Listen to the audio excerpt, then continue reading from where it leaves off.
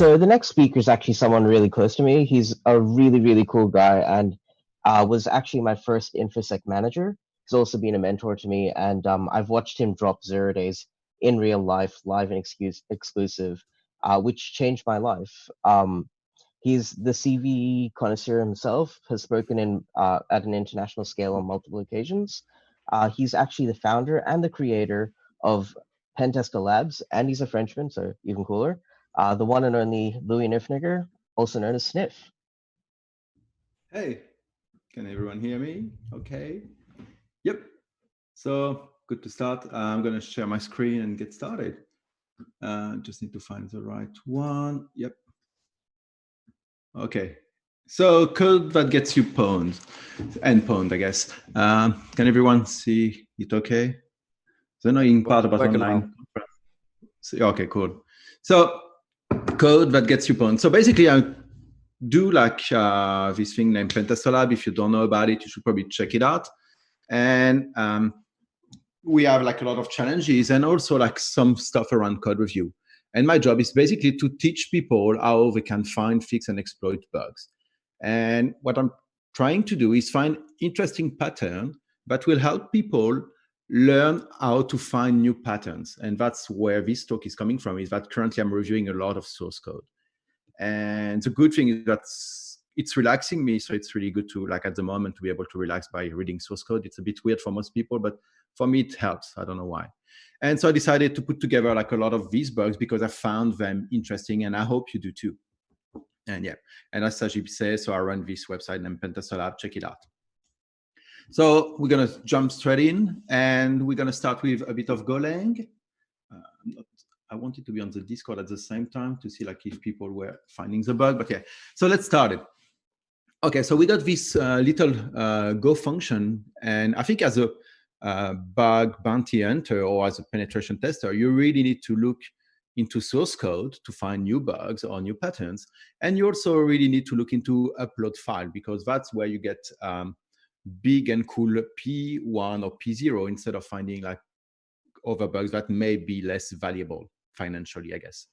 So here, this is a classic Go function to manage an HTTP request and send back a response. And we get a file from form file. Then if there is an error, we print the error and we return. If there is no error, we move to file.close, which is a way in Go to say like, once I don't need that variable, just clean it up for me. I don't want to take care of it. Just do it when you don't need it. So I don't need to know like who is still using that function, that variable. Then I'm going to create a file in /temp using ioutil Tempfile, and I'm going to pass the handler.file name to keep the same name as the file that was uploaded. Then I read all the file from the HTTP request. If there is an error, I print the error and I return. Otherwise, I write the bytes into my temp file. And if everything goes well, I close my temp file and I write successfully upload this file. And that looks pretty good on paper. And there is not much that can go wrong until you look into the details. And that's a lot about what code review is looking into the details. So let's get started. If we can, yep. So first we look at the function Tempfile, because that sounds to be the only thing we have control over. And we can see that Tempfile uses 2 parameters. One is the directory where we want the file to go. So here we want to put it in /temp. So this way it's not exposed inside the web root of the server. And we also want to pass a pattern to say like, okay, this is what we want the file name to look like. And if you read carefully the documentation, you can have stars inside the pattern to say like, okay, here I want a placeholder to put like, for example, a big random number, so it's not easily guessable. And yeah, so that looks pretty safe, right? If we keep digging and we say like, okay, we want to create a file in temp, and we want the file name to be ./root/foo.star.suffix. What Golang will do is create a file in /roots foo. The big number that was used as part of the placeholder, .the suffix. So basically we can put a file anywhere we want on the file system by just uploading a file with a malicious file name. And but is interesting as well because most developers now use frameworks like a long time ago, people were using like straight PHP, and that was terrible security-wise. And now everyone moved to framework. But people writing Golang just use the standard libraries because the libraries is so good that there's no need for a framework. And the framework available mostly add overhead. But the difference here is that most frameworks, like if you look at Rails, if you look at Flask, or if you look at Rails and Express, if you put a file name in a multi-part upload with .. Rails and Express are going to clean it up for you. Flask, as in Python Flask, doesn't do it for you, but the documentation tells you like you should do that. You should really call base name on that variable because otherwise you're going to get pwned. And so that's how you end up with a file in /root just by uploading it. So I reported that, and it got fixed recently in Golang, but still worth looking because not everyone is running the latest version of Golang, as you probably know. And it took a bit of back and forth with the development team of the Golang development team to get it fixed, but because they didn't agree it was a bad pattern, I was like, that's kind of surprising and blah, blah, blah, but then it ended up being changed. If we look at Python 3.8.1, we do the same thing. We create in temp and we put a prefix of .. root, and we can see that the file end up in /root again. So yeah, not a good pattern. If we look at Ruby, and I'm a big Ruby guy, we can see that if we create a file, so the arguments are backward in Ruby. So if we create a file with the pattern foo / /root, and we create it in /temp, we can see that the file ends up in /temp. So we don't have this bug if you are testing a Ruby application. But still a good pattern, an interesting one at least. Probably hard to pinpoint when you do a black box testing, but if you do source code review, something to be aware of, definitely. Now we're going to move to the next code. So this time it's in Python Flask, I was talking about before. And we have this application that will take an argument from the URL, name URL. And if the URL starts with https://pentesterlab.com, it's going to fetch the content. So you can imagine that being used to, for example, fetch images or things like that and serve that to the client directly. But since they probably got owned once, they put this anti-SSRF protection to make sure that the URL starts with https://pentesterlab.com. And the problem is that starts with is a really bad way to validate a URL because https://trusted.pentesterlab.com starts with trusted. Same for @pentesterlab.com. This also starts with trusted. And people tend to mess that a lot. And also, so that's just going to another system directly. But if you can change vulnerabilities, you can, say if it starts with trusted/jwks, you can go, for example, in another directory with .. file uploaded, a file that you uploaded before, or you can use an open redirect to link to your server if the HTTP client follows redirects. So here, what you're going to do is say, my URL starts with trusted JWKs, but when you link to your open redirect, that's going to go to your server. And just because starts with is not the right way to validate a URL. Just don't do that. And you can also link it with a header injection. So this way, here it's to fetch a JSON Web Token key, and you're going to link it to a header injection, and you're going to reflect the JWK inside the body of the response via the header injection.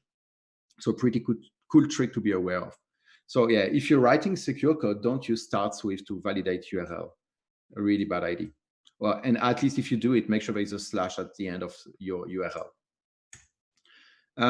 Start with can be bad, and you can do this kind of thing. But let's see here, we have a website that is written in C#, and this site is checking that the URL starts with https://, and then it's using the web client class from C# to download the URL and get that as a string, and then it's probably like show the string to the user or something like that. People tend to use this pattern to avoid the same origin policy. So they have like one endpoint that will work as a reverse proxy. So this way they can just bypass the same origin policy and serve content from other websites within the same origin. So that looks like here you're going to be forced to start your URL with https:// and then you're going to download something from the internet, right? So server-side request forgery, but not that bad until you look into the details. And it turns out you can pass this URL, https://etc/path.wd, and you're going to get the content of etc/path.wd from the local server. And then you're going to tell me like, okay, but that's a Windows behavior, right? If the directory https: doesn't exist on Linux, surely it's not going to serve the content of etc/path.wd. And actually, that's how. But the weirdest part is that .NET on Linux is going to mimic the bad behavior of Windows, and it's going to give you the content of etc/path.wd even if the https: doesn't exist as a directory on your local system. So that's something to be aware of. And that's, yeah, so then you get arbitrary file read, so you can probably get a lot more than just a server-side request forgery. You get credentials, you pop up the data, you pop the database, and you keep going. Or you get the source code, for example. Now let's move to the next one. So that's probably my favorite at the moment. So we got, again, some Golang, and we have a request and response handler. We have a file name that we get from the URL. And what we do is we clean this file name with path.Clean. Then we open the file name, and if there is an error, we return file not found. Then before that, we create a defer to close the file once we're done with it. And then we copy the content of the file to the response. So that's an easy way to serve content in Golang. That looks pretty clean because I guess we have path.Clean. So let's dig into the path.Clean documentation. So if we look at the examples, we can see that path.Clean, and that's straight from the Golang documentation. And we can run that because the Golang documentation is so good. And we can see that if we run that, we got a/c become a/c, then a/a/c, so somewhere around here, give us a/c. So that looks like, okay, this is exactly what you want as a developer to secure things, because you heard about your security team telling you like, okay, oh, you need to remove .. And path.Clean does exactly that. It removes .. unless the string doesn't start with a slash. And then path.Clean is just a way to clean the data and make sure you got the proper path. It's not a way to remove .. and directory traversal, just to make sure that the path you're passing is clean, not that it's going to be between quote secure or usable in a secure way. So if the path starts with .. it's going to keep the same meaning, so it's going to stay .. That's only when you can canonicalize the path that it's going to happen, if that doesn't change the meaning of the path on the file system. So that's pretty surprising. Last time I did this talk, someone raised it on Twitter, and what's his name? Filippo is trying to get it fixed, and that's currently where this is happening. Thankfully, with the Golang development team, you probably got a few months before they decide to fix it, because that's not as bad as they think it is. And for now, I think they're still waiting on updating the documentation. So something to be aware of again, because if you go here and quickly like read that code, you're like, okay, path.Clean probably cleans things, right? So it's probably safe. They thought about cleaning, but as soon as you look into the details, you can find pretty cool bugs. And yeah, so even if something looks like it's doing what it needs to do, you should always check. And at the same time, and go in depth to make sure that it's really, really what you think it does and what the limits of the functions are. So now let's look. So that's a pretty common one. You have an event listener to listen to PostMessage. And since the first thing you see when you're creating an event listener and you look at the Mozilla documentation is you need to check the origin. So what do? You check the origin. So here we're going to check that the origin matches .PentesterLab.com and $ to do the end of the regular expression. Yeah, and you should look at event handler if you're doing bug bounty. I think someone made 20K on Facebook a few days ago. So yeah, so we're going to do something only if the origin is safe. The problem is that you got this good, amazing relationship between regular expression and host name. That in regular expression, a dot is a wildcard, so you can replace it with anything. Where in host names, in DNS, the dot means a separator. So here, if we match .PentesterLab.com $, we're going to be able to match www.pentesterlab.com, but also www.pentesterlab.com or www.pentesterlab.com, because the dot is a wildcard. So any character will work here. So that's a really easy way to bypass this check. And the issue here is that the developer didn't think about escaping the dot in the regular expression. So instead of being literal dots, they are actually wildcards. And again, attention to details. So now we're going to move to another one. So we got here a JavaScript application that's going to fetch content from a domain. And so we call fetch, and we have a list of domains that are allowed. And we check that the domain is in the list that is allowed. The list that is allowed is example.org, gmail.com, google.com. The only thing that we do is we call to uppercase on the domain. And then we fetch the content and we send the content back to the user.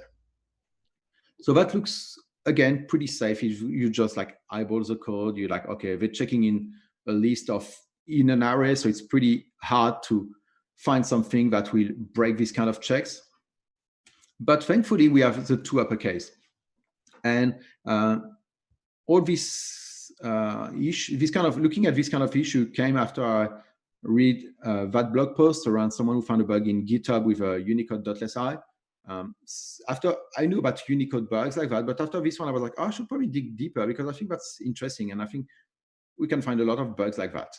And actually, there's something interesting about the blog post as well. I will come back to that later. But basically, .i, if you call to uppercase on it, will become a uppercase I.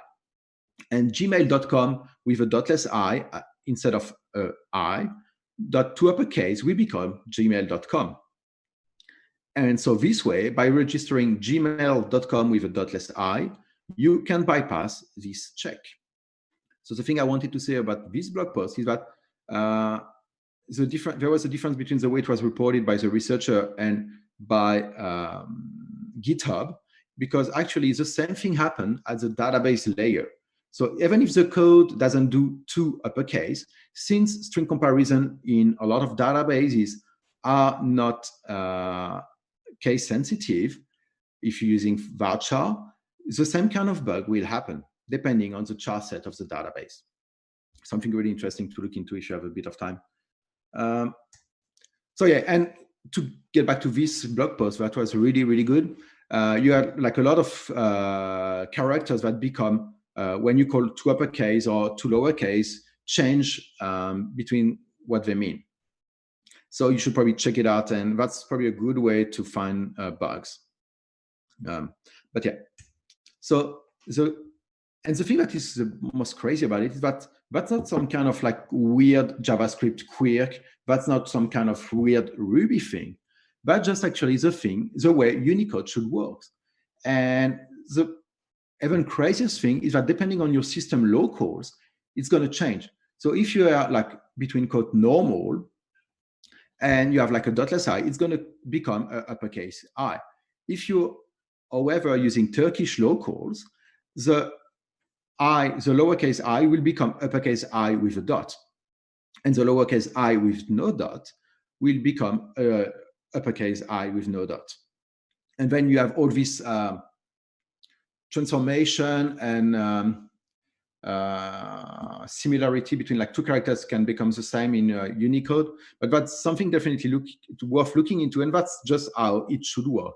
So if a language doesn't support that, it's because the language is behind the Unicode implementation guideline, not because it's safer.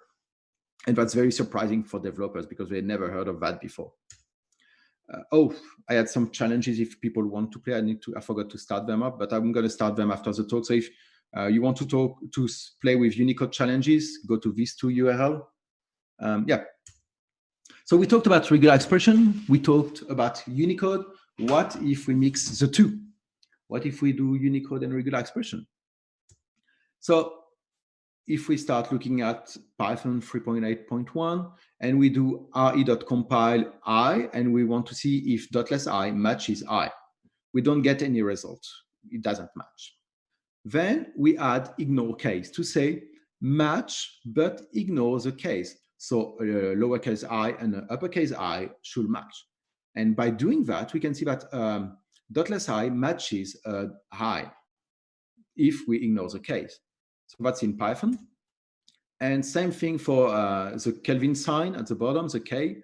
And same thing for the long Latin S. That will match uppercase S if we ignore the case. And Kelvin sign will match K if we, sorry if it's over your head a bit. Galactic Omelette, I like your nickname.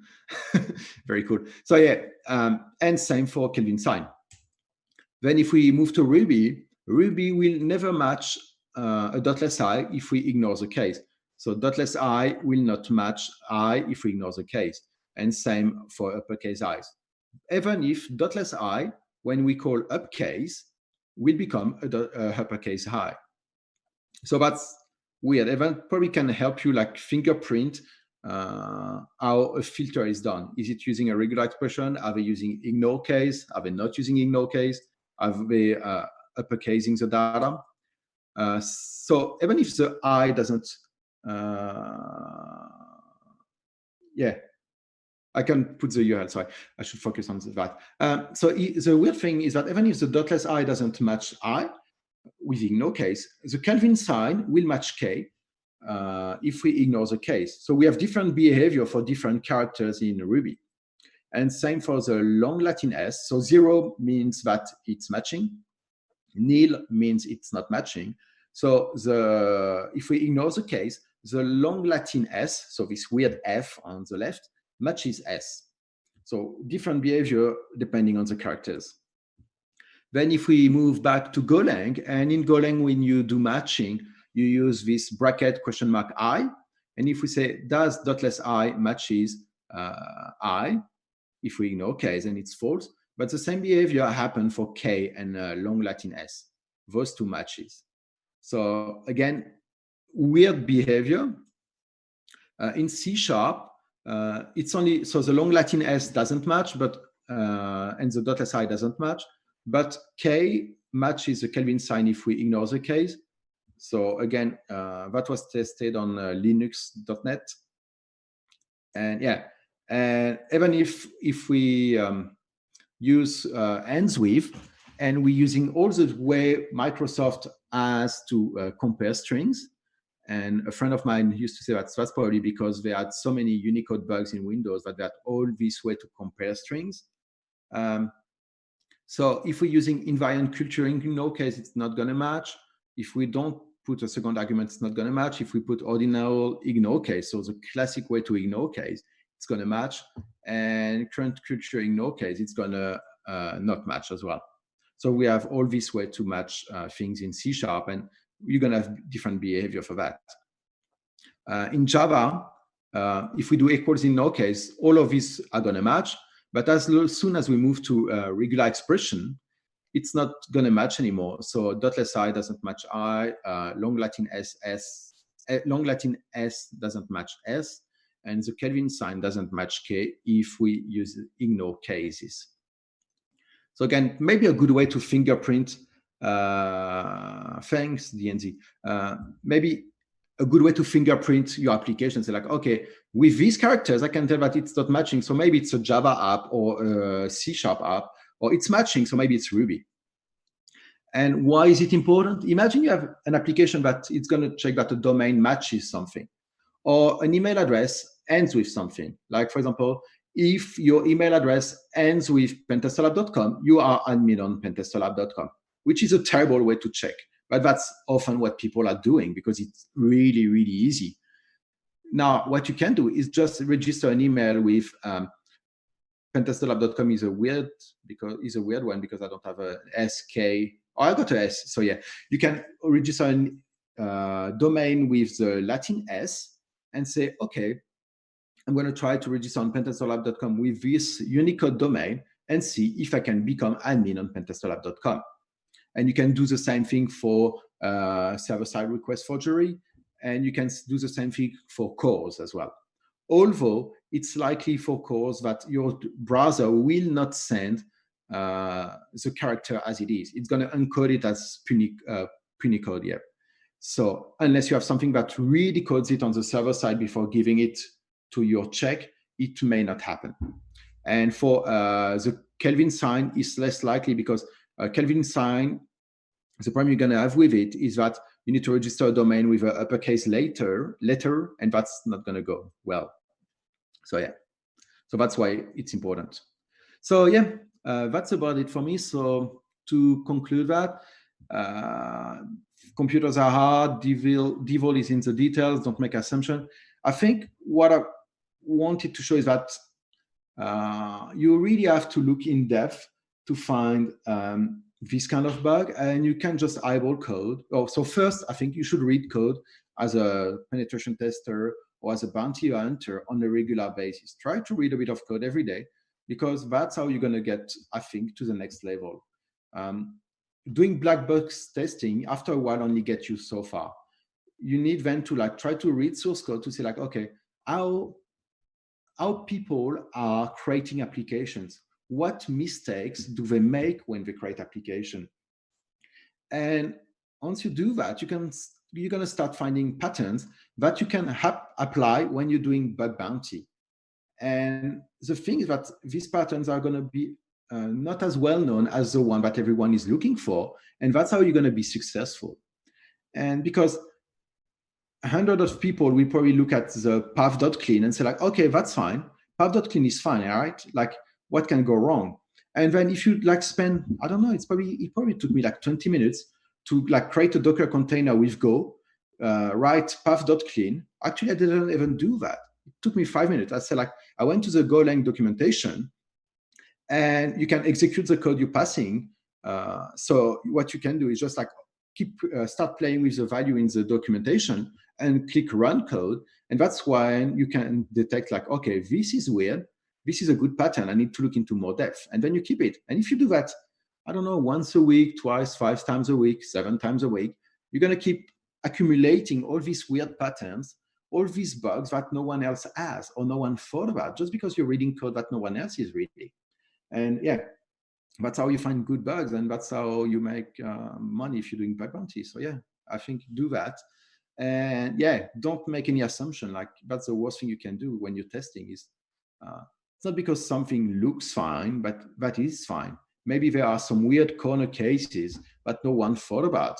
And yeah, just spend a bit more time than everyone else and you're going to be successful. And that's about it for me. Thanks for your time. And if you have any question, I can see some on Discord. If you can read them. Yeah. Louis, just wanted to say that was a really, really good presentation. Great job, mate. Also, love your background. It's hilarious. Yeah. Yeah, so I actually wanted to quickly ask a few questions that we've been gathering. How do you actually stay up to date with all the different patterns that you're seeing? Because you showed patterns in different languages, like Ruby and Go act completely different in different ways. How do you actually go and keep track of all of that? So I do what I call entomology. So I'm basically a bug collector. So what I do is you need to follow mailing list of big projects, or Apache mailing list for all the Apache project, Ruby on Rails because they have really cool bugs. And I also follow bug bounty disclosures. So to see okay, what is happening? And so following is one thing, but then you need to be active. Is reading something on Twitter only gets you so far. So what you need to do is, okay, I saw this bug in Ruby on Rails. Let's look at a diff of the source code. Let's look at what was the bug and how did they fix it. And then you can say like, okay, this was in Ruby on Rails. That's really interesting. What happens if I take the same pattern and move it to Golang? What does a vulnerable code base will look like? And then you can look for this pattern in all the Golang project you know about. And then you have done that for Golang. So you move to C#. And then you're like, okay, I know that, I don't know, this website, they are a big Ruby shop. So maybe I'm going to test my new Ruby pattern against all their endpoints, and I'm going to get lucky. And I think it's just like, yeah, Vulnemon, yeah, like Pokemon for vulnerability, like going to collect them all. And having all these patterns and having quick way to test, like if you, in 2020, if you're not using Docker almost every day, you're doing something wrong. Like you should always like, I got aliases in 2 minutes. I got like a Docker container with any code base I want. I'd say like, okay, I'm going to test some Golang today. I'm going to test some Ruby today. And yeah, and keep them and like keep learning from what other people are doing and see like, okay, this pattern is interesting. I have it now in 5 languages or 4 languages. What can I extend it? Can I find something more about it? Is there something that no one else realized that is even more interesting?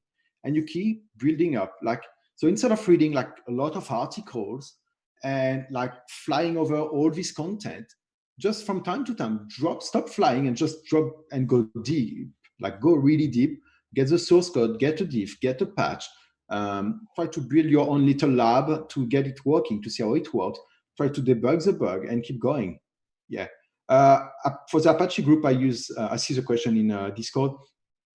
For the Apache, I'm using just Apache News. They give like all the CVEs and all the new version of every project. So you got like probably 2 or 3 mails every day, 3 emails, but yeah. And yeah, like, yeah, dig deeper. Like that's, yeah, probably my biggest advice, I guess. Sweet. So do you actually have a specific methodology you like to follow when you're performing source code analysis for web app hacking? And does that actually differ from things like when you're testing a thick client and things like that? Yeah, so I think when you're doing like pen testing, you're probably gonna have to set up everything, and then you start reading and or seeing what's going, and it's like kind of adventure where you pick like what direction you're going into. Where when you do code review, I try to mostly I'm not anymore. I'm not paid to review one code base at the moment anymore. So what I do is I review per functionalities. So that's a really good thing you can do with code review is instead of reviewing a forgot password reset in one project, that's really hard. You need to think about everything a password reset needs to do and needs to do properly, right? What is really easy, it's to review reset password across 5 projects. And then you compare them and you say like, oh, that's how they're doing it. That's how they're doing it. That's how they're doing it. Why are this guy not doing this check that everyone else is doing? And bang, you got a bug. And you just compare things instead of just like trying to be smart and think about everything. You just like basically like leverage other people work and say like, okay, all of these projects are doing that. This one is not doing like the other one. Why is that? And what's the impact of that? And often you get bugs. Like it's free real estate. And yeah. Yeah, I think that's actually quite an underrated thing. I don't think many people actually do that they'll get multiple projects together and then actually diff them to see the differences. And same thing for, sorry, no, continue. Same thing for when you're doing bug bounty. It's probably worth looking at, especially when you're starting, instead of looking at one password reset for one project, get password reset for 5 websites and compare them and see what's happening and why it's different and what the impact of these differences. Now changing the scope a little bit, what kind of lessons have you learned actually going into the full entrepreneur space? Because you used to be a very, very strong pen tester. how was that transition? What did you learn going into the PentesterLab's business? A lot. I'm still learning a lot. So many things. I learned to do taxes. I learned to do invoices. I learned to do marketing. Obviously, you don't want to learn. Now, well, I think what I learned is that a lot of people tend to be afraid of like entrepreneurship, thinking like, oh, that is so complex, that is so hard. But trust me, like if you can reverse an Android app or find a bug on like in a bug bounty, you're probably likely able to create an invoice. And even if like you mess it up, people are going to help you. My first invoice is I messed it up, and people help me. They say like, oh, we probably need this information, this information, this information. It's like if you can reverse stuff, if you can find cool bugs, you probably can create a business. That's the easy part, especially starting. Keeping it up and keeping going for a long time is probably the hardest part. But yeah, starting and all the businesses thing is probably the easier part, I'd say. Like invoicing and stuff. I used to be afraid of doing invoices. It's really easy, right? It's even easier than writing a pen test report.